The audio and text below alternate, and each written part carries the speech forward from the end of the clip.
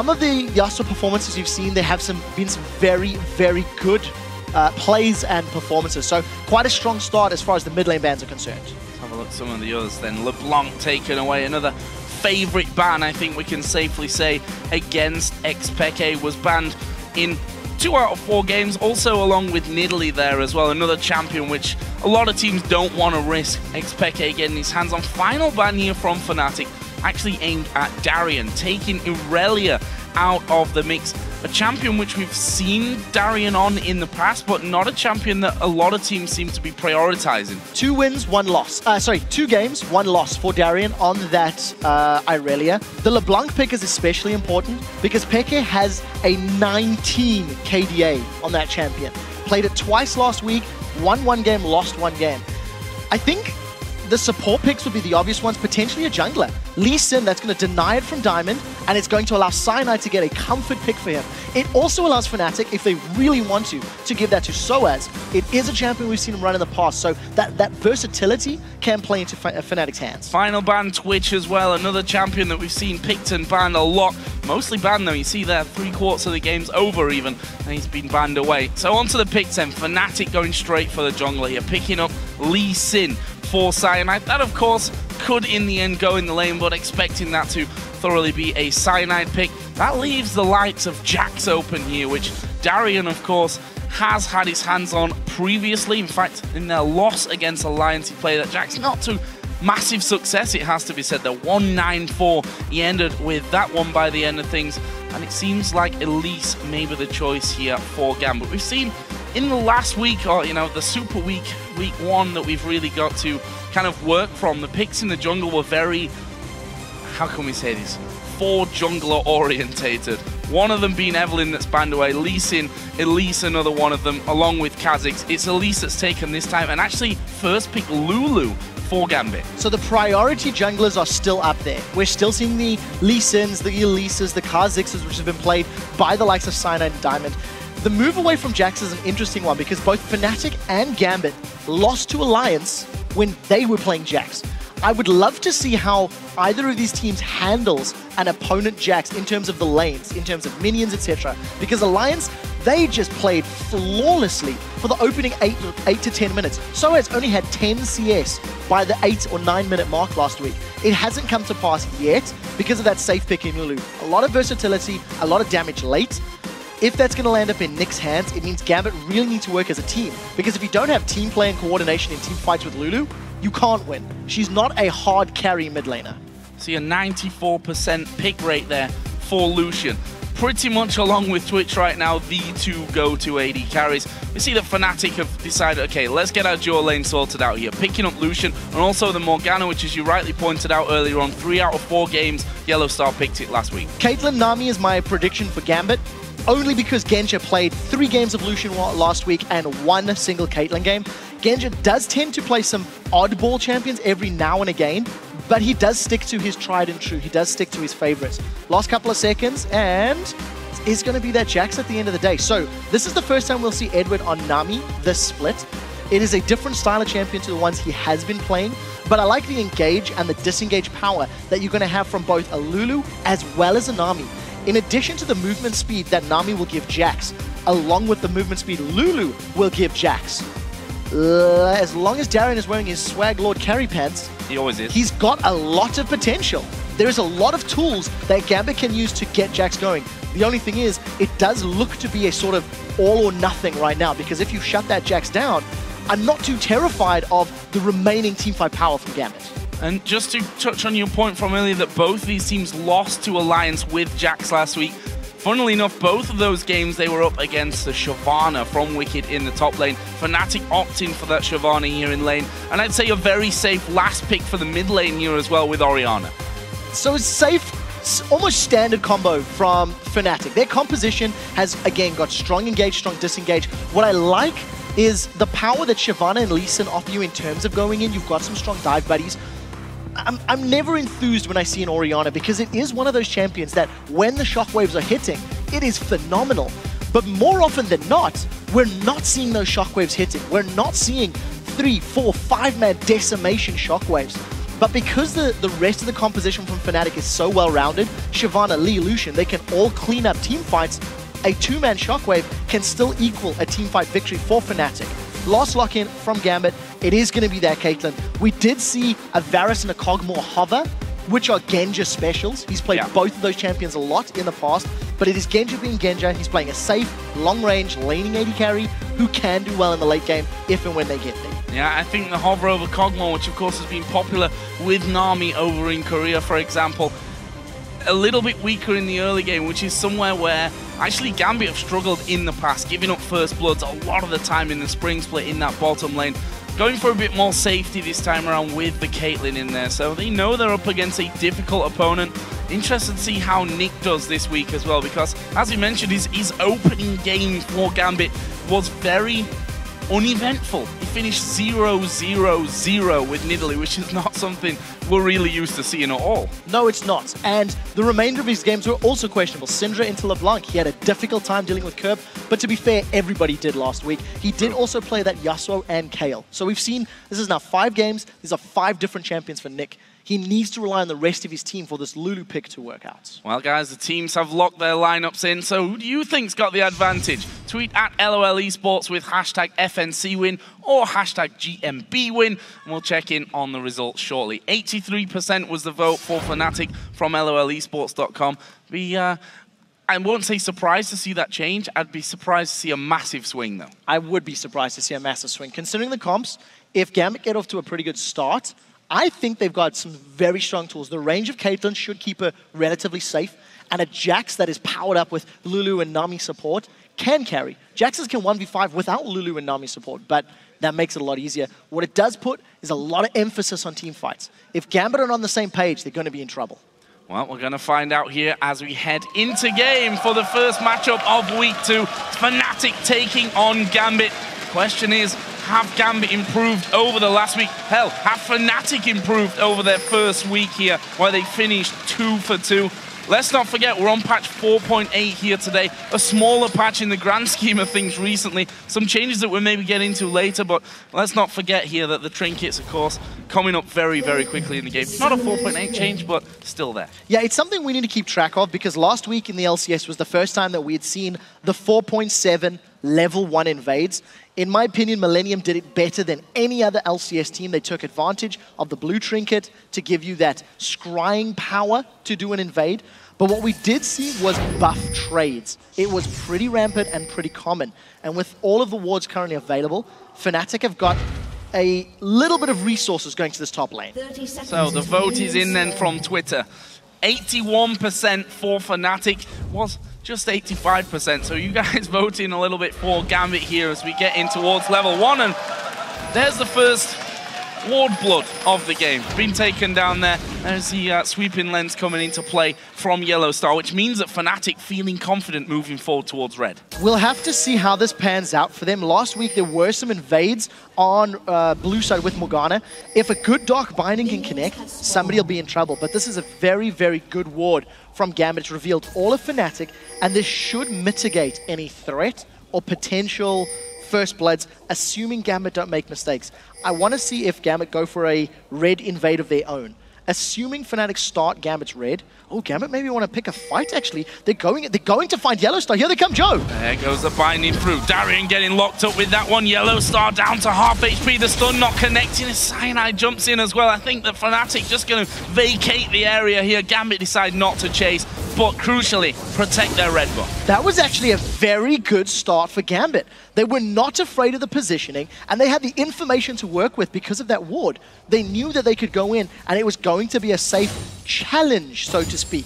So Darien burned his teleport very quickly, has got to lane a couple of seconds earlier than sOAZ, and in the top lane, Rekkles and YellOwStaR pushing just a little quicker than Genja and Edward. Let's see how these early level 2s affect the respective lanes. And Darien not really messing around here, playing aggressive as we've been used to in the past years from Darien. He had some interesting moves, let's say, in week 1 here in our Super Week, which has left him with a far from desirable KDA, I think it's safe to call. We'll see how he does here against sOAZ, though, who himself has had a lot of pressure on him from the community. We've seen week after week that he's been seemingly down in the dumps here, sOAZ needs a good performance, I think, to get himself back on track mentally more than anything. Both of his Shyvana games on day 3 of Super Week went a long way to helping that out. Once he got his hands on Shyvana towards the end of the week, it really helped him out, really helped the mindset, I think, of sOAZ. And it was by far his strongest champion of week 1 of the split. He's also got an advantage because of how aggressive Darien's playing. Darien's running low on mana, which means sOAZ can start to turn the trades, assuming he doesn't get caught by a repel. And that was a super early flash. He saw that one coming, flashing away from things, and rightly so there, because a good cocoon from Diamond could have spelled the end for sOAZ. He did have Cyanide just waiting up. He's currently doing the golems there at the side. Won't be spotted moving in, although there is a ward in the tribe, so Cyanide would have to come through the lane here if he wants to catch them out. Either way, Darien has already recalled back home, so he's in no danger. They even spot Cyanide on his way out. So a second Doran's Blade picked up by Darien. He wants to go aggressive. He's been playing aggressive already for these first few minutes, and Cyanide just arriving a little bit late to the party. We did see the lane swap. I think Fnatic read Gambit pretty well. It looked as though Genja and Edward wanted to go top lane from a very early stage in the game. And once Gambit pushed Fnatic out of their jungle, then Rekkles and YellOwStaR just stuck around in this top lane. So we do have straight up matchups, but just the reverse to what we would consider standard at this point. I see a lot of pressure as well, pushing them right up onto that turret, which Rekkles doing a good job of so far, but is starting to fall behind Genja a little bit there when it comes to CS. Meanwhile, the junglers both once again headed down towards this bottom lane. Actually, we're going to see Diamond coming in from the wall. Cyanide is waiting inside of the brush. The question is, do they go for this one? Cyanide waiting in there. It's Diamond that will be the focus from them. Cyanide taking a big chunk of damage, as well as Darien just leap strikes away from it. Damage exchange, but no kill. No, so flash burn from Diamond, that was a very smart play by Cyanide. He waited for the repel from Diamond, which guaranteed if they focus him down, he had one less escape to make use of. So Fnatic with another, pretty good play early on. The flash was good. In this top lane though, the range of Caitlyn and the fact that YellOwStaR Morgana is a reactive support, not necessarily a proactive support, means that Rekkles and YellOwStaR are always going to be on the back foot. The moment you put Tidecaller's Blessing on Caitlyn's Rage, and you combine that with her headshot passive, that's a lot of free additional damage in the laning phase, which is why Genja's got himself a CS lead this early on. And when you pushed up those bindings, it's not easy to get through the minion wave, that's for sure, which makes it a bit of a problem. We did see YellOwStaR recalling, leaving Rekkles alone on this tower, which, as I said before, not having too much of a hard time, but that CS that I talked about before has started to build up now. 46 to 34. Really good start in the duo side of things from Gambit. Diamond being very, very active here in the ganks once again. He's going to have a look for xPeke. I'm very impressed with Diamond this game already. He's had 3 separate gank attempts. Yes, he has had to burn his flash, but he's putting pressure down. They're going to jump on Peke. Well, pretty much everything missing there in the end, and Peke doing a real good job of returning the majority of that damage there, staying very, very healthy, even hitting level 6 in the process, so he has his shockwave available. NiQ not quite level 6 just yet, so once he gets there, he'll have that wild growth to keep him safe. We'll see if xPeke decides to go aggressive before that, but I don't think so. Meanwhile, the bubble's coming out, and this is 3 men pushing in there, but with a binding missing. That's probably the end of that one. That was an incredibly early exhaust from YellOwStaR. He burned that before Cyanide was ever in range of the engagement. And just to clarify, why I think Diamond is doing well. He's had multiple ganks. Yes, one of them's failed, but he had a CS advantage over Cyanide of about 6 or 7 up until this point. So he's farming effectively. He's applying pressure on the lanes. And we need to see if we can pick a slightly better time to engage. Maybe once Lulu has more items, more ability power, or once Jax gets maybe a Sheen under his belt if he wants to rush Trinity Force, maybe a Cutlass. That will then give him some more killing power and killing potential. Of course, he also does need to hit that cocoon. It's pretty important. Yes, definitely landing the skill shot, something that's going to help you out. He's back on the farm path though, taking his raid camp right now. As Darien once again will be recalling from that bottom lane. Those normal top laners now up against each other. It's a Vamp Scepter that he picks up on top of his double Doran's Blade. The Chain Vest was picked up by sOAZ. Pretty standard start from him. He's going to head straight in towards that Sunfire Cape here, and getting the early armor will keep him safer from Darien's harassment. Sunfire or Random. We do see Darien has teleported top, so he's going to be in the 1v2 lane, taking a lot of poke from Rekkles and YellOwStaR. Look for the Dark Binding. It's not going to connect onto the tower. Well, it does. They're not going to die. Yeah. Did in the That's end, what I wanted to after say. jumping up to his trinket ward there as well. One thing I want to note, Cyanide's coming in for a gank, and if you'll notice, Peke's grabbed himself a sweeping lens as well. I'm anticipating a lot of Fnatic motion into the Gambit jungle. With 2 sweeping lenses, especially one on your mid laner, that is a big signal of we want to respond, we want to counter gank, we want to, counter jungle rather is the word I'm looking for. And it also allows them a little bit more control around the Dragon Pit if they go and use those sweeping lenses together. So 2 of them already on the side of Fnatic.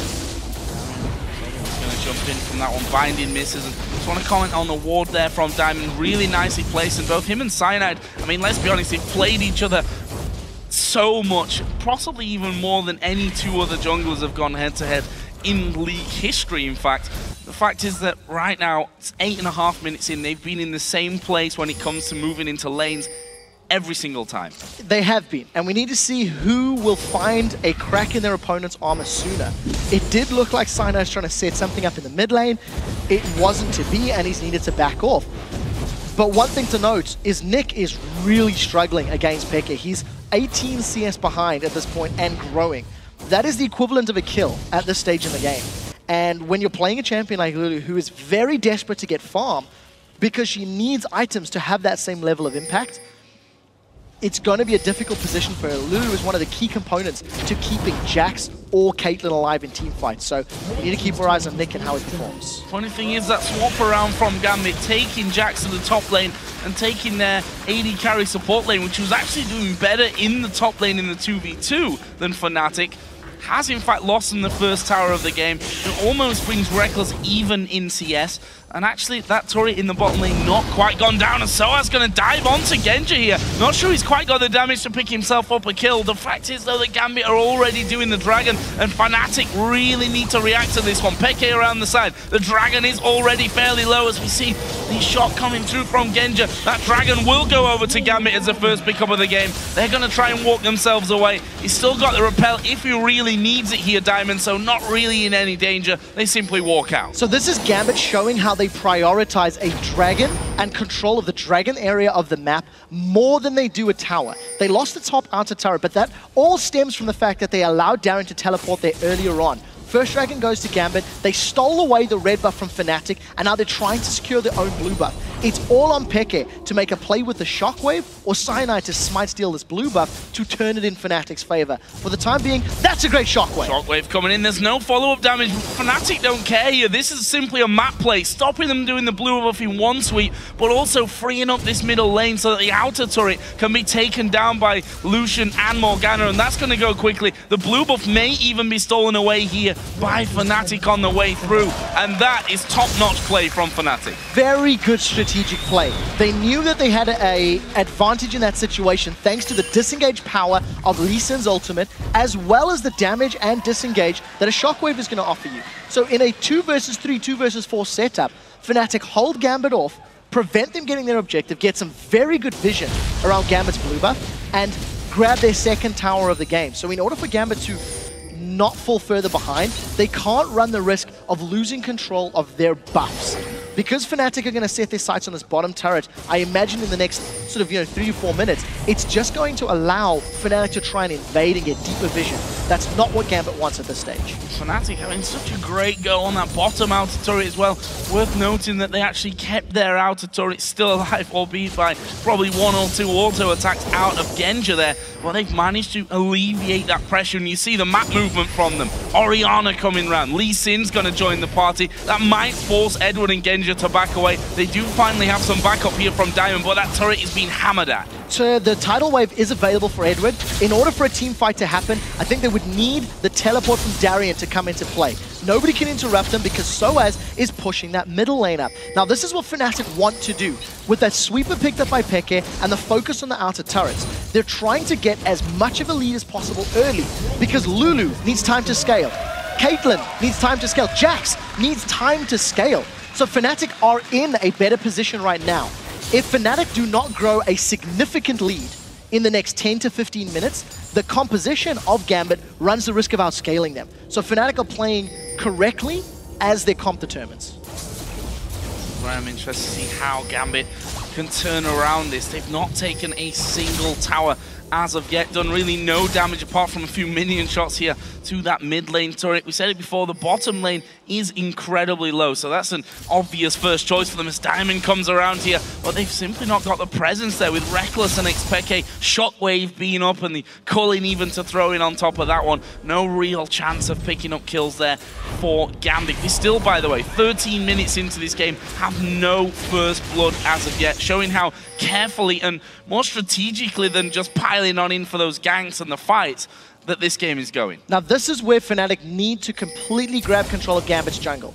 Breaking that inner ring of turrets is actually pretty difficult, especially when teams have fairly reliable wave clear. Caitlyn, Lulu, and Nami have got AoE abilities. Nami's bubble can line up minions, prevent them from landing auto attacks on turrets. And I think if Fnatic do not break the inner line of turrets fairly quickly, you have to be afraid of what Lulu and Jax can do as the game progresses.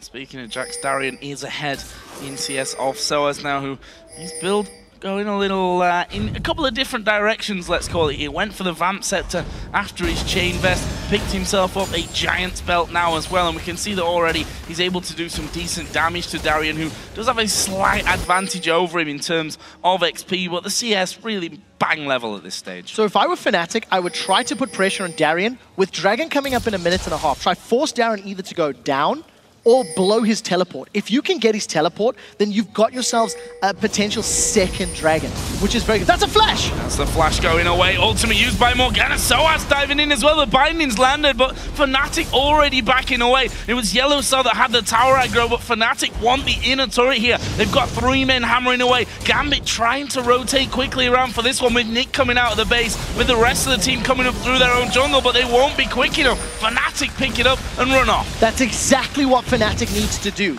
If they can continue getting those inner turrets, forcing Gambit to the back foot, you can then starve Gambit of their buffs and of dragon control. That will allow Fnatic to extend the gold lead to a point where they are very comfortable looking for fights and forcing fights in those situations. It's 2,000 gold with Dragon up in a minute, but we need to keep tabs on Darien's teleport, as Fnatic are going to defend this middle turret. Gambit have yet to take a turret down, despite the bottom turret being at like, what, 2 HP or 20 HP, whatever it is. 26, but I didn't check that at all, just a random guess, maybe, possibly. Genja's already pushing the minion wave, like literally the minion wave will be enough to force that one down, unless, once again, Rekkles is the hero and goes to defend. Either way, we've got Dragon coming up here, the more important factor in this game, in 20 seconds. Fnatic already pushing up that mid lane in anticipation of that one. Not much warding down for Gambit right now. They got a pink ward in the Death Brush, which they're not even going to go towards right now because, quite frankly, Fnatic themselves haven't got great vision there. What I like is the fact that sOAZ just backed off a moment or two ago, did go for that Sunfire Cape that you talked about earlier, Joe. It's going to give him split pushing power, and it's going to allow him to stay in those team fights a little longer, continually dealing damage. With Dragon being respawned, sOAZ is running towards the pit, which does imply he doesn't need to burn his Summoner spell. What that all equates to, if Fnatic win this next fight, then Fnatic can use the teleport of sOAZ to push another lane. Look at the minions in the middle. Gambit are losing precious hit points on their inner turrets.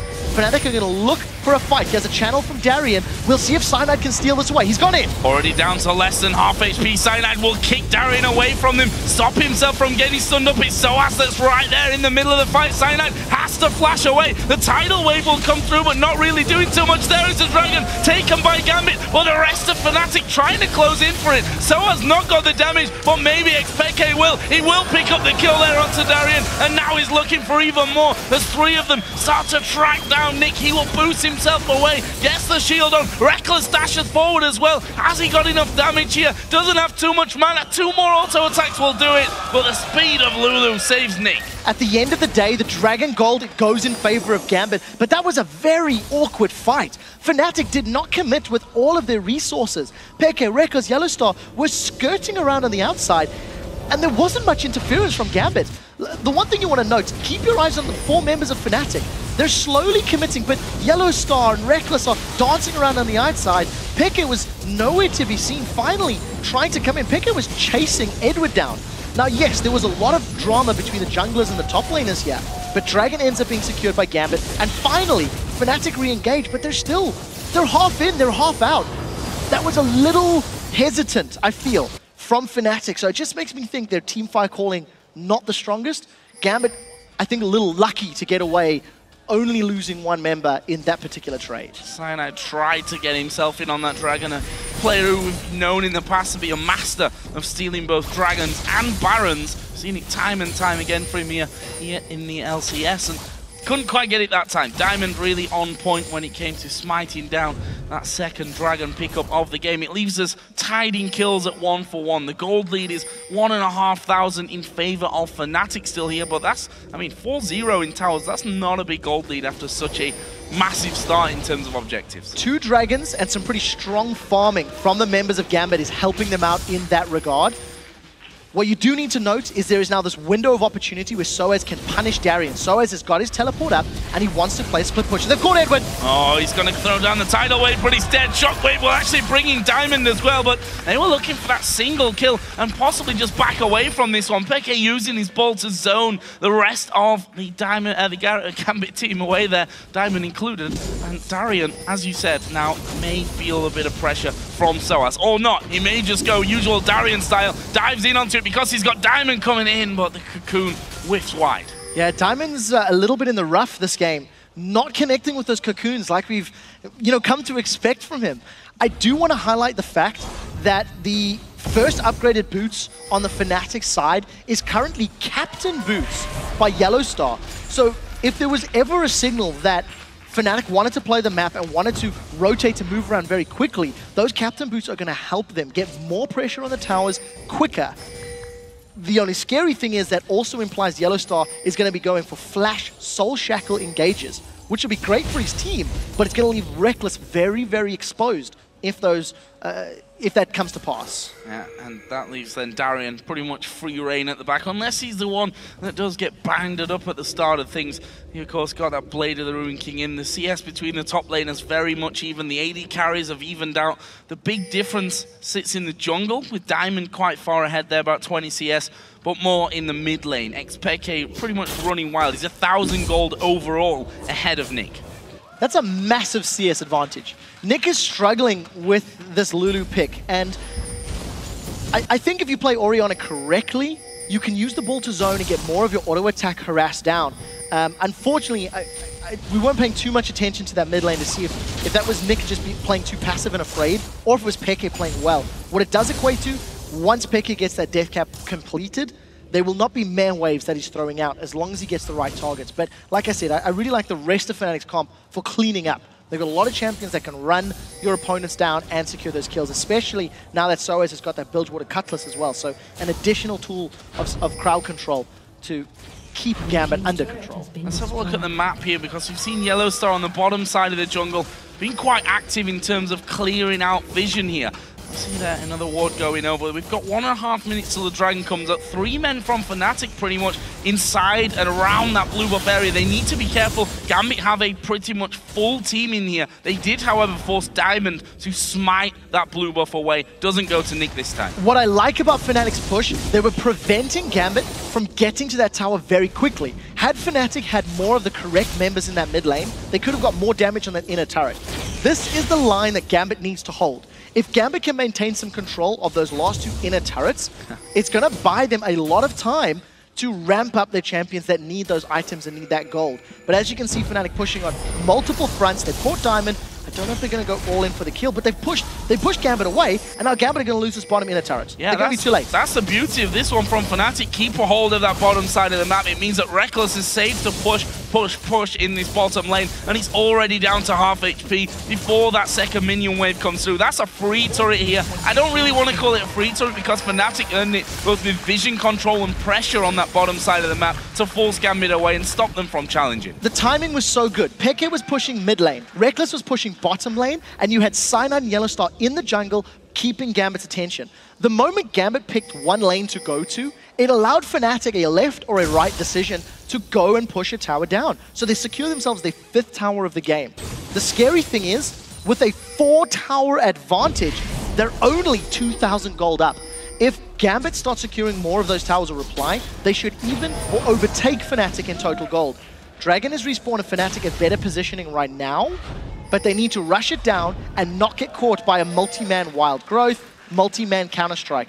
Teleport is available and not needed by Darien. sOAZ this time will need a TP in for the fighting camp. There's no hesitation.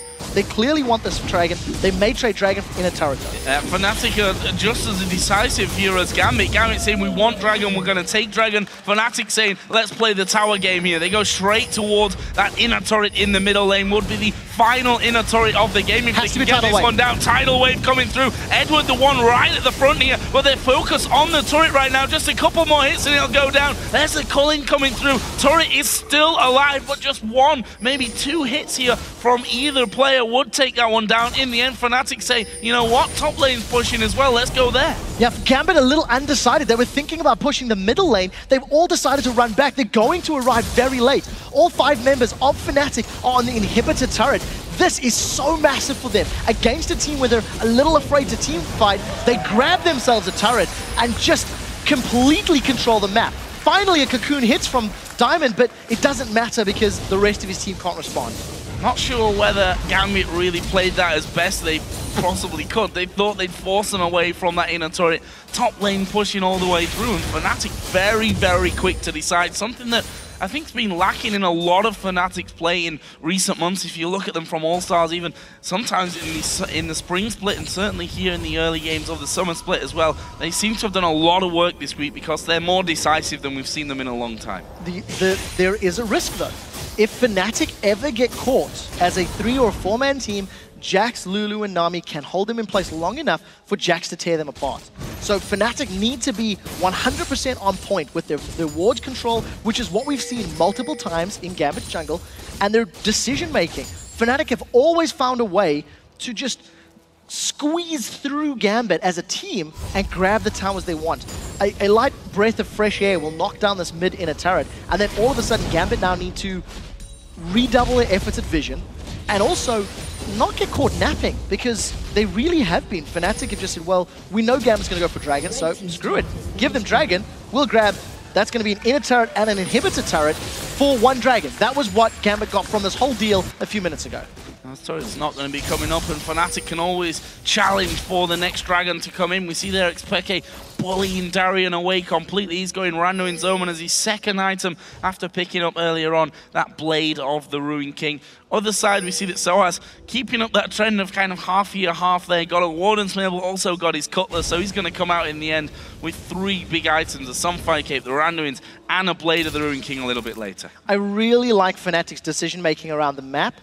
We have still yet to see their overall communication level in team fights. It does look like they've caught Diamond. There goes the shockwave as well. Have they got the damage to finish off? sOAZ is going to try and chase into this one. He's already used the Cutlass here, and that will be a good lookup. But Darien's actually in behind them. He's already causing problems, but Rekkles joining the party, throws down the Cutlass. They actually kicked him away there from the Cullen, and now they try and turn this one around. sOAZ the first focus, but in the end, Gambit not feeling strong enough. They finally have Genja there with them, but Fnatic have already backed away from danger. The strongest tools for Gambit revolve around that Tidal Wave and the Wild Growth. I think Nick did the right thing. He held onto the Wild Growth for a long time. The fact that that ultimate is available means that Fnatic need to be very wary if they want to continue that extended fight. If Jax gets into 2 or 3 members and knocks them up and slows them down, they're in trouble. Now Genja is on the back foot, flashes away the Dark Bunny. He needed to do that. Yeah, I think it was waiting to see, am I in range? Is it going to time out there before it hits me? I don't know. I can't risk that. Flash away. Good move from Genja to stay safe. We're almost half an hour into this game.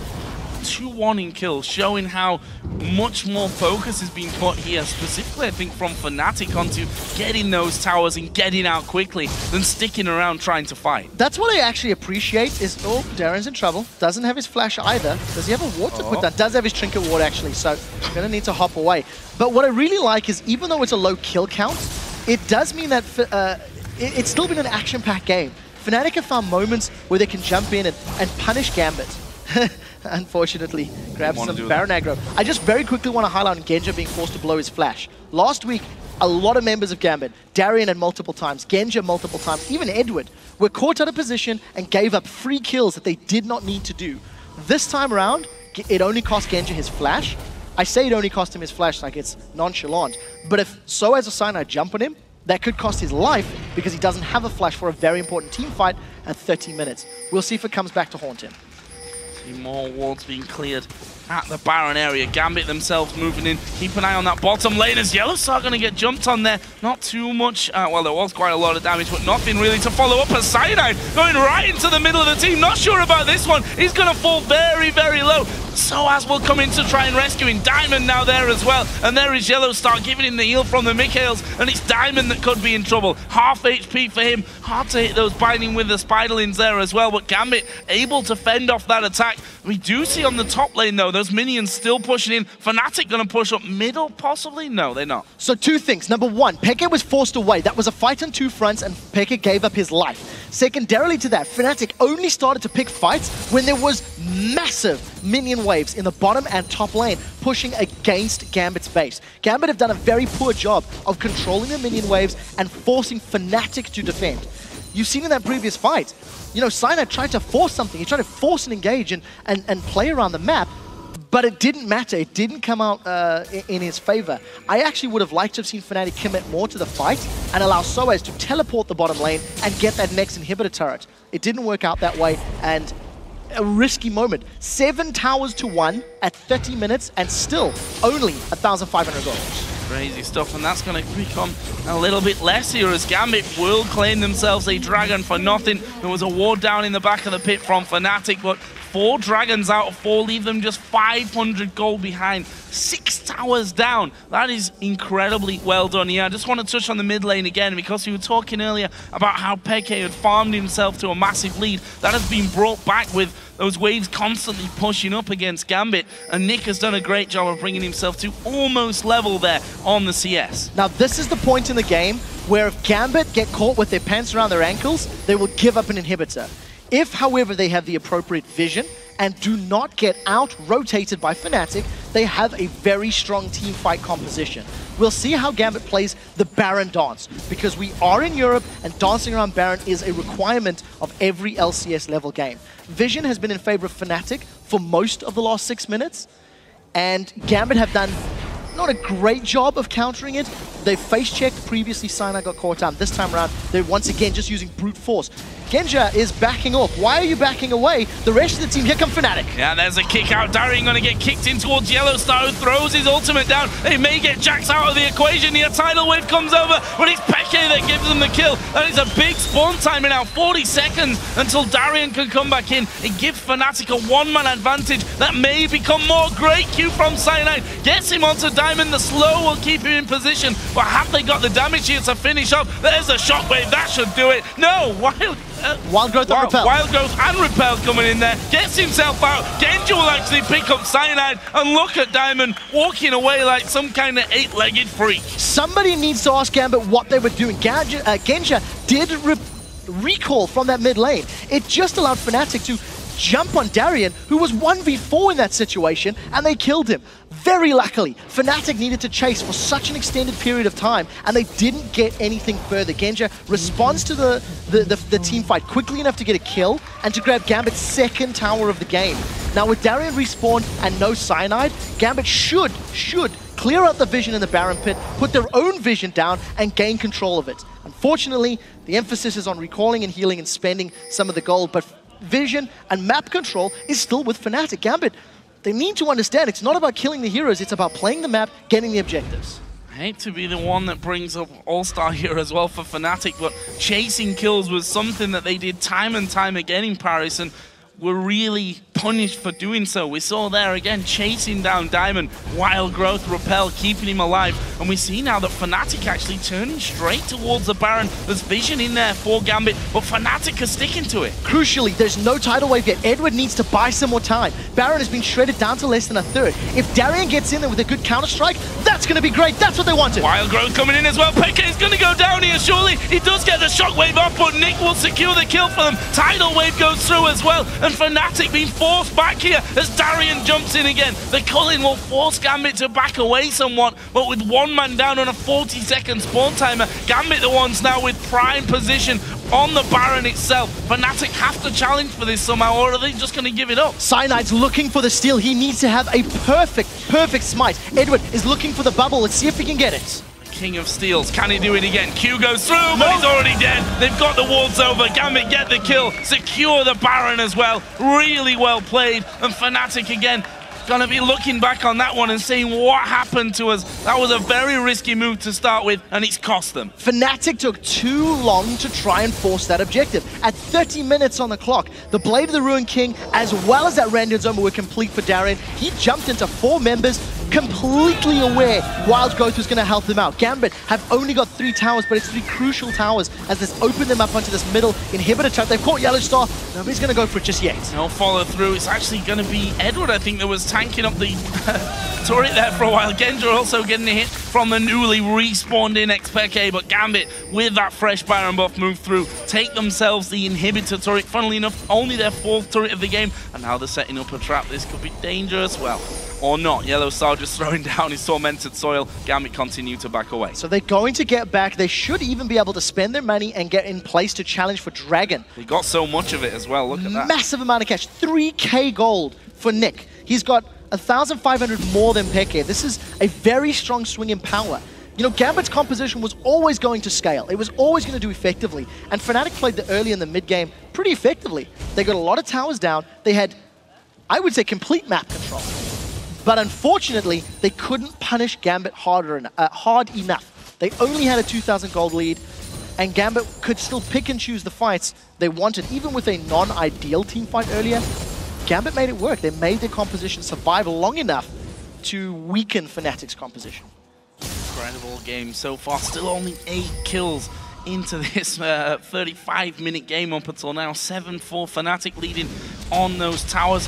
They've both gotten an inhibitor turret down a piece. Obviously, Fnatic taking the top inhib turret of Gambit away earlier on. The middle one down after that Baron pick up by Gambit. We've got 30 seconds till Dragon, which the way this game has gone, you'd think Gambit will be the ones in position from that one, but Fnatic could do with that bit of a boost, but is it worth it? This is a Baroned up Gambit. So at this point in time, if Fnatic get Dragon, Gambit should be happy to put more pressure on the map. The next big team fight can and most likely will determine the victor of the game. With an exposed inhibitor, if anyone loses quite heavily, that's it. You will lose your base. Fnatic need to catch Gambit out of position. Fnatic needs to catch multiple members of Gambit defending, or for example in this scenario, get them under a tower with only 2 or 3 members of the team alive. Gambit grab their 5th tower of the game, and you see they're still putting pressure on the rest of Gambit barreling down mid lane. This could be so scary. If Fnatic encompass and catch Gambit, they could get an inhibitor. Well, the 3 trying to run away from this one. They've got Nami on Lulu. 2 champions that's going to speed them out there if needed.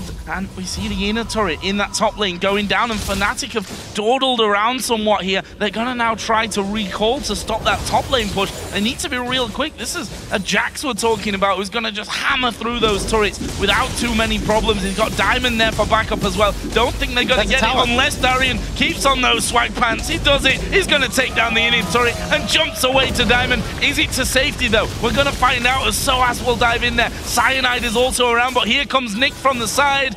And no, they don't chase out. Really well done by Gambit. Very good strategic decision. Gambit measured up the cost of Dragon versus those towers, got themselves 3 towers in response to only 1. And in a matter of minutes, 6 minutes time, Gambit have swung from being 2,000 gold down to being 6,000 gold up, with 2 inhibitors exposed. Now, Fnatic couldn't win straight-up team fights 10 minutes ago, and they're terrified of starting a fight now. Inhibitors should be given up, and if Fnatic go in, this could turn bad. There we go. Cyanide will actually dive into the middle of the team, but it's gone wrong for him. He's going to go down to Genja, and now Darien here on the front foot as well. The shockwave not hitting anyone, not hitting a single soul. The inhibitor will go down. They're using everything they've got here to force Gambit to back away, but the inhib's down, and the top inhib's open as well. Yeah, Gambit can continue this pressure. They've got so many tools to lock members of Fnatic up, hold them in place long enough. That is 2 inhibitors off of 1 team fight.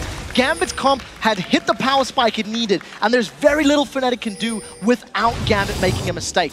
That is a very strong fight. I think, you know, sOAZ, he tried to force a play looking for Genja, and Genja actually flashed over. We were looking for the Dragon's Rage kick there from Cyanide. It just wasn't ideal. He ends up helping Darien and saying, hey, there you go, there's the rest of my team, bro. Have a hand, and unfortunately that shockwave, that's what we talked about. You have to hit multiple members. Unfortunately, it's too late in the game for it to matter, because even if it had hit multiple members, the wild growth was still there, the Glitz Alliance has slowed the rest of Fnatic down, and they'd lost one of their major frontline champions in Cyanide. There was no follow-up, even if it had probably caught all of the team in that one. Just want to touch on items here again, because Darien now has a Trinity Force on top of that Blade of the Rune King and the Randuin's Omen from earlier on in the matchup. So looking incredibly deadly. Mid lane as well, Nick with the Death Cap, with Lichbane, with a Void Staff on top of his Athene's first item. Also, we've seen it, the wild growth keeps pretty much anyone alive who jumps in there, or who doesn't get jumped in there, who gets jumped on. Although we saw there Cyanide had a perfect opportunity to try and kick someone in. Gambit controlled him completely, and in the end it was a panic kick, I think, more than anything, that sent Darien into the rest of the team. Very good play from Gambit, simply having a comp that they gave up, I think, calculated towers early, the outer turrets. They then got pushed around for the inner turrets. Those were mistakes. They were caught unawares, and now they've just hit this power spike that their comp is simply superior. Because of the protection that Nami and Lulu offer Jax, you haven't felt that Darien is at threat of really going down for the last few team fights. Super minions barreling top and middle, Gambit playing this by the numbers, just getting control of the map, and I think they'll siege up this bottom turret either until Baron respawns in a minute, or until super minions pull a team member away. Gambit don't want to run the risk of tower diving. There is still enough damage from Fnatic to be a threat, but they can use the map to their advantage, and I don't know if they'll go for the tower. I think maybe a peel away for Baron might be the smarter option. See though, those super minions now barreling down the top lane. sOAZ is trying to deal with them in the mid lane.